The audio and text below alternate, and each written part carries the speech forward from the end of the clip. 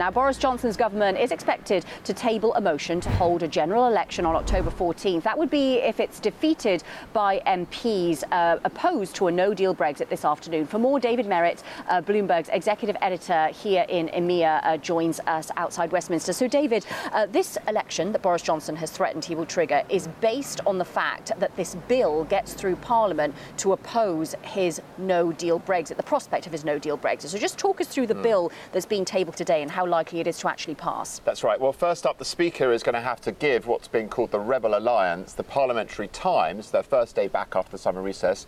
He's going to give them the time to actually propose this bill. And then there'll be a vote some point this evening, the sort of the first hurdle, if you like, because it will take multiple days to actually get that bill into law. And what the bill says is that if there is no deal, the government is mandated to ask for an extension to January the 31st from October the 31st, and then to get Parliament to approve no deal. So it's effectively tying the Prime Minister's hands. Last night, he came out in the steps of Downing Street very clearly and said, I will not tolerate that. I will not have my strategy undermined in that way. And whilst I don't want an election, clearly that's where we're heading. And then number 10, briefing everybody last night that in fact that would be the case. The government would bring forward a motion tomorrow if they lose tonight with a date for an election of October the 14th.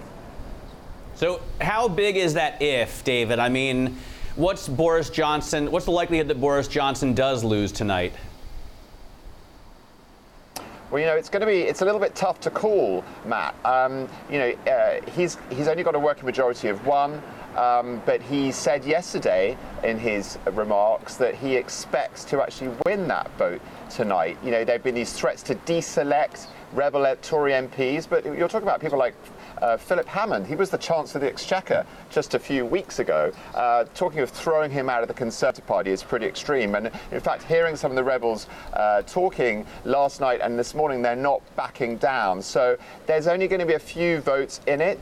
And so we're just going to have to wait and see. But I think, the momentum that he's been talking and all the announcements in recent days are that he really wants to power towards an election. So whether it's triggered by that vote tonight or whether it's just the fact that he doesn't have a proper majority in the House of Commons, we can expect that election to come sooner or later.